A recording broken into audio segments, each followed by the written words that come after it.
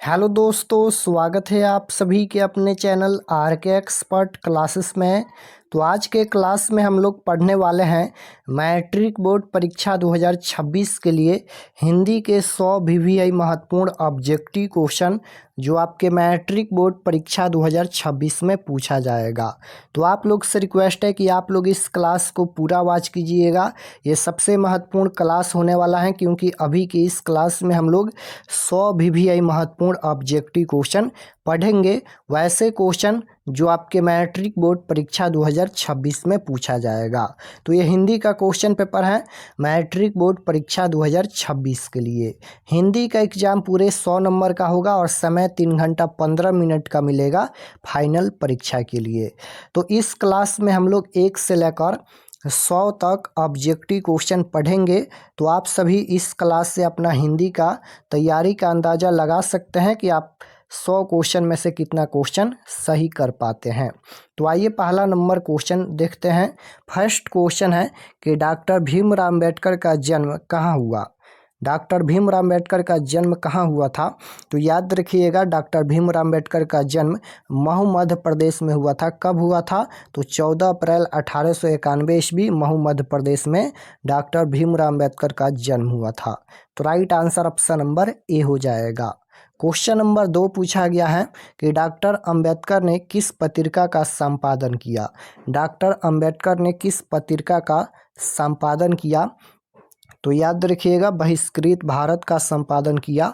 Option number सी बिल्कुल right answer होगा। 3 number question है कि भारतीय संविधान का निर्माता किसे कहा जाता है। भारतीय संविधान का निर्माता किसे कहा जाता है। तो भारतीय संविधान का निर्माता भीमराव अम्बेडकर को ही कहा जाता है। Option number C right answer होगा, भीमराव अम्बेडकर।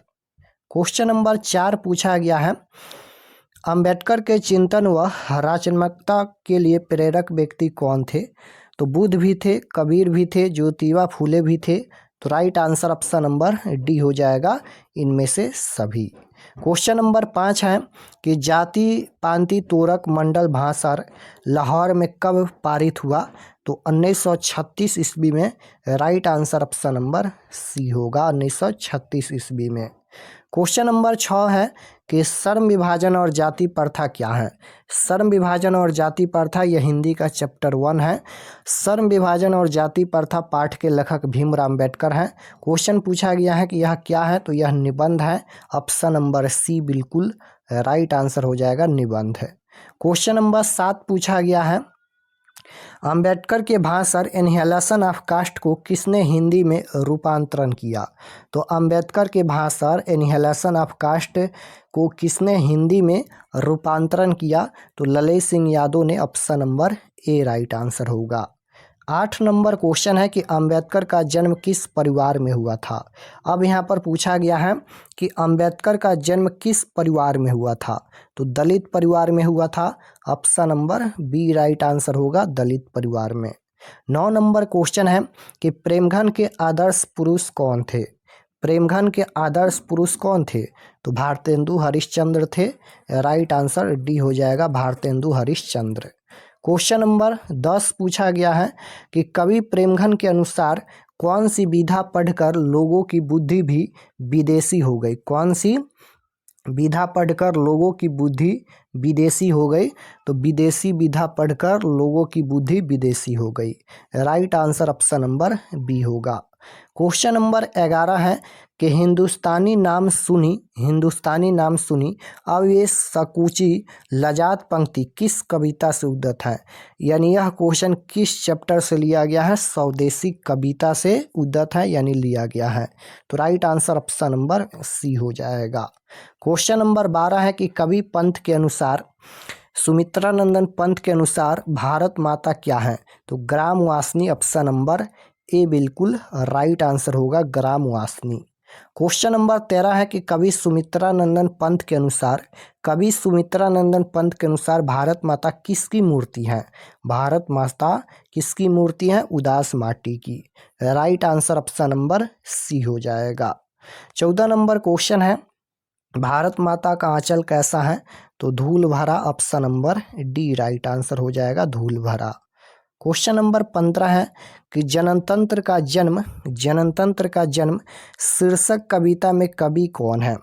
तो सुमित्रानंदन पंत है। जनतंत्र का जन्म शीर्षक कविता के कवि कौन है? Sumitranandan Pant. Right answer option number D होगा।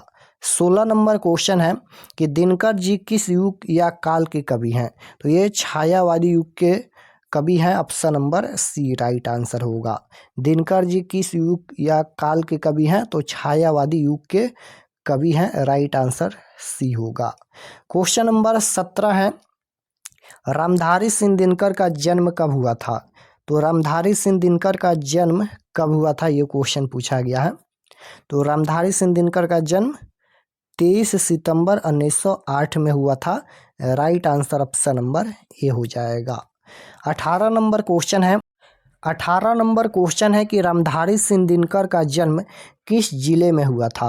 रामधारी सिंह दिनकर का जन्म किस जिले में हुआ था? जमुई, मुजफ्फरपुर, बेगूसराय, सीतामढ़ी। तो राइट आंसर क्या हो जाएगा? रामधारी सिंह दिनकर का जन्म किस जिले में हुआ था? तो बेगूसराय जिले में हुआ था। ऑप्शन नंबर सी बिल्कुल राइट आंसर होगा। 19 नंबर क्वेश्चन है कि सदियों की ठंडी बुझी राख सुगबुगा उठी, मिट्टी सोने का ताज पहन इठलाती हैं, यह पंक्ति किसकी है? तो रामधारी सिंह दिनकर की पंक्ति है। ऑप्शन नंबर ए बिल्कुल राइट आंसर होगा। क्वेश्चन नंबर 20 है, हिरोशिमा शीर्षक पाठ के कवि कौन है? हिरोशिमा शीर्षक जो पाठ है उसके कवि कौन है? तो हिरोशिमा शीर्षक पाठ के कवि हैं हीरानंद वत्सायन अज्ञाय। इसका पूरा नाम क्या है? अज्ञाय का पूरा नाम क्या है? Sachinanand Hiranand Vatsyayan अज्ञाय। Option number B बिल्कुल राइट आंसर होगा। क्वेश्चन नंबर 21 है, हिरोशिमा किस देश में है? तो हिरोशिमा किस देश में है? हिरोशिमा जापान में है। Right answer option number B हो जाएगा। हिरोशिमा किस देश में है? जापान में। क्वेश्चन नंबर 22 है, पत्थर पर लिखी हुई जली हुई छाया किसकी साक्षी है? तो पत्थर पर लिखी हुई जली हुई छाया किसकी साक्षी है? तो मानव की। Right answer option number C होगा। 23 नंबर क्वेश्चन है कि द्वितीय विश्व युद्ध में परमाणु बम कहाँ गिराया गया? तो Japan. Option number A right answer हो जाएगा, जापान। 24 नंबर क्वेश्चन है कि हिंदी कविता में प्रयोगवाद का सूत्रपात किसने किया? तो अज्ञाय जी ने किया। Sachchidananda Hiranand Vatsyayan Agyeya. Right answer option number D होगा। क्वेश्चन नंबर 25 है कि उगते हुए सूरज का देश किसे कहा जाता है? तो उगते हुए सूरज का देश जापान को कहा जाता है। Right answer option number D हो जाएगा, जापान को। 26 नंबर क्वेश्चन है, एक वृक्ष की हत्या कविता में वृक्ष और कवि के बीच कैसा संबंध है? तो मित्रता की संबंध है। Option number B right answer होगा, मित्रता की संबंध है। क्वेश्चन नंबर 27 है, एक वृक्ष की हत्या कुंवर नारायण के किस संकलन से ली गई है? एक वृक्ष की हत्या कुंवर नारायण के किस संकलन से ली गई है? इन दिनों से ली गई है। राइट आंसर ऑप्शन नंबर ए होगा। 28 नंबर क्वेश्चन है कि एक वृक्ष की हत्या कविता में कवि मनुष्य को क्या हो जाने से बचाना चाहता है? तो जंगल हो जाने से। Right answer option number D हो जाएगा, जंगल हो जाने से। 29 नंबर क्वेश्चन है, वृक्ष के सूखी डाली किसकी तरह थी? वृक्ष के सूखी डाली किसकी तरह थी? तो राइफल की तरह थी। Right answer option number D हो जाएगा, राइफल की तरह। क्वेश्चन नंबर 30 पूछा गया है, कुंवर नारायण का जन्म कब हुआ था? तो कुंवर नारायण का जन्म कब हुआ था? याद रखिएगा, कुंवर नारायण का जन्म 19 सितंबर 1927 में हुआ था। राइट आंसर ऑप्शन नंबर ए हो जाएगा। 31 नंबर क्वेश्चन है, कुंवर नारायण द्वारा रचित कविता कौन है? तो कुंवर नारायण द्वारा रचित कविता पूछा गया है, तो एक वृक्ष की हत्या हो जाएगा। Option number D right answer होगा। 32 नंबर क्वेश्चन है, शुद्ध शब्द कौन है? यहाँ पर बताना है कि शुद्ध शब्द कौन है? तो शुद्ध शब्द यहाँ पर अभिलाषा हो जाएगा। Option number A right answer होगा, अभिलाषा। 33 नंबर क्वेश्चन है कि निम्न में निश्चय शब्द का विलोम क्या होगा? विलोम शब्द पूछा गया है। विलोम शब्द मतलब उल्टा शब्द होता है, तो निश्चय का उल्टा क्या हो जाएगा? अनिश्चय हो जाएगा। सिंपल है, option number C right answer होगा। निश्चय का विलोम अनिश्चय होता है। क्वेश्चन नंबर 34 है, रक्षा का विलोम क्या होगा? रक्षा का उल्टा कर देना है तो विनाश होता है, option number C right answer. कवि कुंवर नारायण बूढ़ा चौकीदार किसे कहा? तो वृक्ष को, right answer option number C हो जाएगा, वृक्ष को। क्वेश्चन नंबर 36 है कि कवि को बूढ़ा चौकीदार वृक्ष हमेशा कहाँ पर मिलता था? तो राइट आंसर क्या हो जाएगा यहाँ पर? घर के दरवाजे पर, option number C right answer. 37 number question है कि दूर से ही ललकारता कौन, मैं जवाब देता दोस्त, पंक्ति किस पाठ से लिया गया है? यह जो पंक्ति है यह किस चैप्टर से लिया गया है? तो एक वृक्ष की हत्या चैप्टर से लिया गया है, option number A right answer होगा। लौट कर आऊँगा फिर कविता के कवि कौन है? लौट कर आऊँगा फिर कविता के कवि कौन है? तो लौट कर आऊँगा फिर ये जीवनानंद दास की कविता है, right answer option number D हो जाएगा, जीवनानंद दास। क्वेश्चन नंबर 39 है, लौट कर आऊँगा फिर कविता में कवि का कौन सा भाव प्रकट होता है? लौट कर आऊँगा फिर कविता में कवि का कौन सा भाव प्रकट होता है? तो मातृभूमि प्रेम, option number A right answer होगा। 40 नंबर क्वेश्चन है, लौट कर आऊँगा फिर कविता में कहाँ लौट कर आने की बात करता है कवि? तो राइट आंसर हो जाएगा Bengal, option number B right answer होगा। दिनकर जी कवि के साथ साथ क्या थे? तो राइट आंसर हो जाएगा गद्यकार भी थे, option number C right answer. कवि दिनकर के अनुसार सोने का ताज पहनकर इठला रही है, तो देश की मिट्टी, right answer option number B होगा। 43 नंबर क्वेश्चन है कि कवि दिनकर किसके लिए सिंहासन खाली करने की बात करते हैं? कवि दिनकर किसके लिए सिंहासन खाली करने की बात करते हैं? तो जनता के लिए, option number A right answer होगा, जनता के लिए। क्वेश्चन नंबर 44 है कि कवि दिनकर ने दुधमुही शब्द का प्रयोग किसके लिए किया है? तो जनता के लिए, option number C right answer होगा, जनता के लिए। अक्षर ज्ञान कविता में पंक्ति से क्या उतर जाता है? तो ख उतर जाता है, राइट आंसर बी होगा। 46 नंबर क्वेश्चन है, अक्षर ज्ञान कविता बच्चों के किस स्तर की शिक्षण प्रक्रिया से संबंधित है? तो राइट आंसर हो जाएगा प्रारंभिक शिक्षण प्रक्रिया, ऑप्शन नंबर ए में दिया गया है, option number A right answer होगा। क्वेश्चन नंबर 47 है, अक्षर ज्ञान कविता किनकी रचना है? तो अक्षर ज्ञान कविता यह किनकी रचना है? अनामिका की रचना है, राइट आंसर डी हो जाएगा। क्वेश्चन नंबर 48 है कि अक्षर ज्ञान कविता में किस मनोविज्ञान का आधार लिया गया है? अक्षर ज्ञान कविता में किस मनोविज्ञान का आधार लिया गया है? तो बाल मनोविज्ञान, option number B right answer होगा। 49 नंबर क्वेश्चन है, अक्षर ज्ञान शीर्षक कविता में कवित्री ने अंगा का प्रयोग, अंगा का मतलब क्या बताया है? ये पूछा गया है ना। तो राइट आंसर हो जाएगा माँ की गोद में बैठा बेटा, option number C right answer होगा। क्वेश्चन नंबर 50 है कि सामरदैया किस भाषा के प्रमुख कहानीकार हैं? अब यह हिंदी का वर्णिका भाग 2 का क्वेश्चन आ गया। सामरदैया किस भाषा के प्रमुख कहानीकार हैं? यह राजस्थानी भाषा के प्रमुख कहानीकार हैं। धरती कब तक घूमेगी, ये कहानी के लेखक हैं सामरदैया, और यह राजस्थानी भाषा के प्रमुख कहानीकार हैं, option number B right answer होगा। किसकी पत्नी ने दाल का हलवा बनाया था? तो किसकी पत्नी दाल के हलवा बनाया था?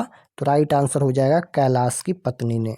क्वेश्चन नंबर 52 है कि सैन की संधि विच्छेद क्या है? तो सैन का संधि विच्छेद क्या होता है? से प्लस अन होता है, option number D right answer होगा, से प्लस अन। क्वेश्चन नंबर 53 पूछा गया है, सूर्योदय का संधि विच्छेद क्या होगा? सूर्योदय का संधि विच्छेद पूछा गया है, तो सूर्य प्लस उदय होता है, ऑप्शन नंबर बी में दिया गया है, right answer option number B होगा। क्वेश्चन नंबर 54 है, दुर्गंध शब्द का संधि विच्छेद क्या होगा? तो ये हो जाएगा दुह प्लस गंध, option number D right answer. 55 number question है कि पवन का संधि विच्छेद क्या है? पवन शब्द का संधि विच्छेद बताना है, तो पवन शब्द का संधि विच्छेद होता है पो प्लस अन, राइट आंसर सी होगा। क्वेश्चन नंबर 56 है कि बिज्जू की पत्नी का नाम था। बिज्जू की पत्नी का क्या नाम था? तो बिज्जू की पत्नी का नाम पुष्पा था, ऑप्शन नंबर बी में दिया गया है पुष्पा। किसे महसूस होने लगा कि आकाश अनंत नहीं है? किसे महसूस होने लगा कि आकाश अनंत नहीं है?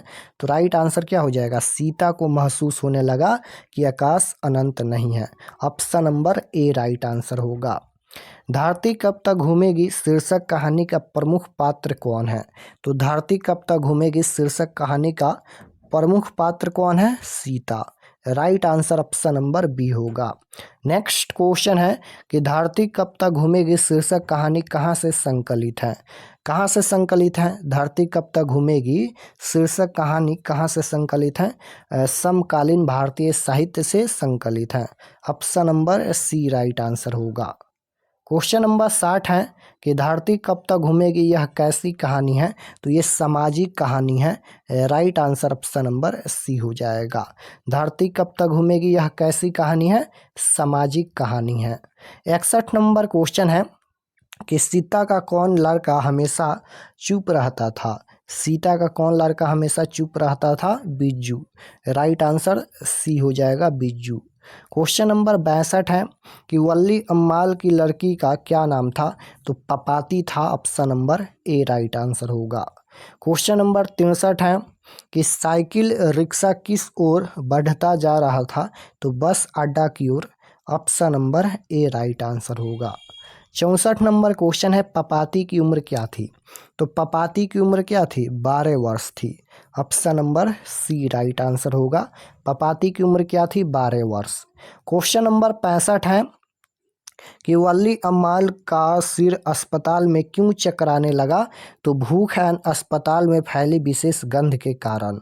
Right answer option number C हो जाएगा, भूख एवं अस्पताल में फैली विशेष गंध के कारण। 66 नंबर क्वेश्चन है कि वल्ली अम्माल ने बेटी को ठीक होने के लिए किस मंदिर में रेजगारी भरकर भेंट करने की मन्नत मांगी? तो राइट आंसर हो जाएगा Vaidishwaran. Option number D right answer होगा। क्वेश्चन नंबर 67 है मंगू को भर्ती करने के लिए माँ ने किसे पत्र लिखवा कर बुलवाया? तो मंगू को भर्ती करने के लिए माँ ने किसे पत्र लिखवा कर बुलवाया? तो भतीजा को। Right answer option number B होगा। नेक्स्ट क्वेश्चन है मंगू कैसी लड़की है? तो मंगू कैसी लड़की है? जन्मजात पागल एंड गूंगी लड़की है। Right answer option number D हो जाएगा। पूर्वज लक्ष्मी के लिए कितना खेत छोड़ गए थे? तो पूर्वज लक्ष्मी के लिए 1 बीघा खेत छोड़ गए थे। Option number A right answer होगा।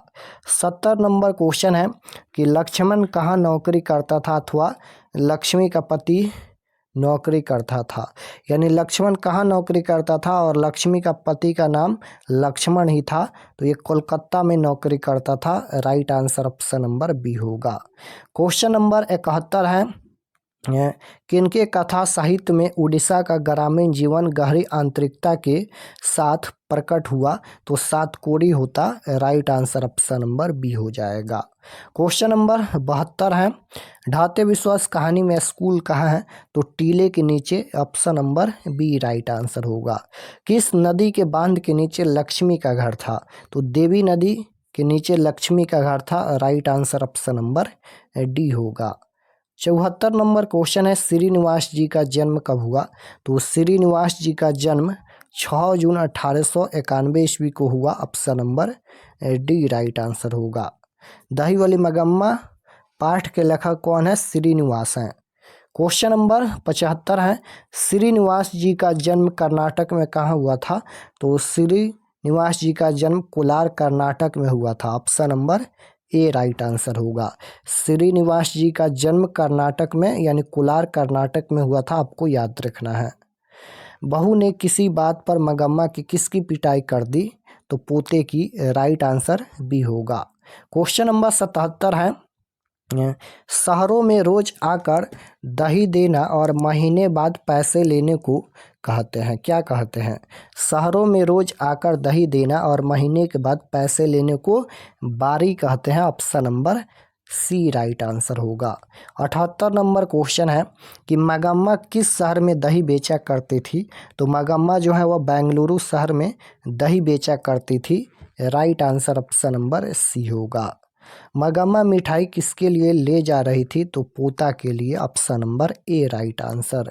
80 नंबर क्वेश्चन है, निम्न में समूहवाचक संज्ञा पूछा गया है। तो सेना, ये सेना का समूह होता है, इसलिए यह समूहवाचक संज्ञा होगा। 81 नंबर क्वेश्चन है, कलम शब्द कौन सा संज्ञा है? कलम है तो ये जातिवाचक संज्ञा है, option number A right answer. 82 number question है, द्रव्यवाचक संज्ञा का उदाहरण। जिसे नाप तौल सकते हैं वह द्रव्यवाचक संज्ञा का उदाहरण है। संज्ञा हम पढ़ा दिए हैं लगभग 10 दिन पहले ही। संज्ञा का एक अलग से वीडियो हम बनाए हैं, जाकर देख लीजिएगा। द्रव्यवाचक संज्ञा जिसे हम लोग नाप तौल सकते हैं, तो यहाँ पर तेल हो जाएगा, दूध, दही, घी, मक्खन, ये सभी द्रव्यवाचक संज्ञा का उदाहरण है। क्वेश्चन नंबर 83 है, तूफान शब्द कौन संज्ञा है? तो तूफान ये जातिवाचक संज्ञा का उदाहरण है, option number B right answer. 84 number question है, समूहवाचक संज्ञा अंगूर का गुच्छा होता है, यानी समूह होता है, इसलिए समूहवाचक संज्ञा हो जाएगा। क्वेश्चन नंबर 85 है, निम्नलिखित में कौन सा शब्द व्यक्तिवाचक संज्ञा है? तो व्यक्तिवाचक संज्ञा गंगा हो जाएगा, राइट आंसर बी होगा। 86 नंबर क्वेश्चन है कि तेलवाचक संज्ञा है। तो तेल यहाँ पर यह द्रव्यवाचक संज्ञा का उदाहरण है। 87 नंबर क्वेश्चन है, चौकीदार कौन सी संज्ञा है? चौकीदार है तो ये जातिवाचक संज्ञा होगा। 88 नंबर क्वेश्चन है कि सवर्ण का उच्चारण स्थान क्या होगा? तो इसका उच्चारण स्थान मूर्धा हो जाएगा, option number D right answer. Question number 89 है, ब का उच्चारण स्थान। ब का उच्चारण स्थान ओठ होता है, ओष्ठ हो जाएगा, option number D right answer ओष्ठ। क्वेश्चन नंबर 90 है कि छ, त्र, ज्ञ, स्र को क्या कहते हैं? तो संयुक्त व्यंजन कहते हैं, option number B right answer. 91 number question है, क का उच्चारण स्थान। तो क का उच्चारण स्थान कंठ होता है, राइट आंसर डी होगा। 92 नंबर क्वेश्चन है कि न, म, र का उच्चारण स्थान क्या है? तो न, म और र का उच्चारण स्थान नासिका होता है, option number D right answer होगा।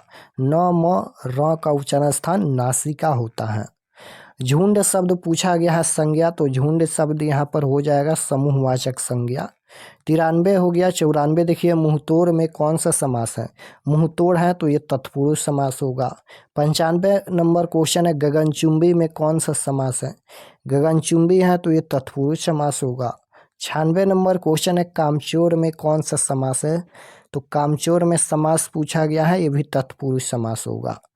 नीचे लिखे शब्दों में कौन सा शब्द शुद्ध है? शुद्ध शब्द पूछा गया है, कवित्री या प्रज्वलित या फिर नारायण या उज्ज्वल। उज्ज्वल यहाँ पर यह शुद्ध शब्द है, right answer option number D हो जाएगा। क्वेश्चन नंबर 98 है कि नीचे लिखे शब्दों में कौन सा अशुद्ध शब्द है? अशुद्ध पूछा गया है तो पूज्यास्पद हो जाएगा, option number A right answer. Question number 99 है, नीचे लिखे शब्दों में कौन सा शब्द शुद्ध है? यहाँ पर शुद्ध शब्द पूछा गया है तो बहुलता हो जाएगा। 100 नंबर क्वेश्चन देखिए, 20 के दांत कहानी का प्रमुख पात्र कौन है? 20 के दांत यह कहानी है और 20 के दांत कहानी के रचयिता नलिन बिलोचन शर्मा जी हैं। पूछा गया है कि 20 के दांत कहानी का प्रमुख पात्र कौन है? तो 20 के दांत कहानी का प्रमुख पात्र खोखा है, और खोखा यहाँ पर ये खोखा किसका बेटा है? तो सेन साहब का बेटा है, और सेन साहब अपने बेटे खोखा को बिजनेसमैन इंजीनियर बनाना चाहते थे, तो राइट आंसर बी हो जाएगा। सेन साहब का कार किस रंग की थी? 7,500 की काली रंग की थी, ये भी आपको याद रखना है। तो यहाँ पर हम लोग हिंदी के टोटल 100 ऑब्जेक्टिव क्वेश्चन पढ़े हैं। तो आप लोग कमेंट में बताइए कि आपका कितना क्वेश्चन सही हुआ। और अगर आप लोग चैनल पर नए होंगे तो चैनल को ज़रूर सब्सक्राइब कर लेना, ताकि आने वाले नेक्स्ट क्लास आपके पास ज़रूर पहुँचे।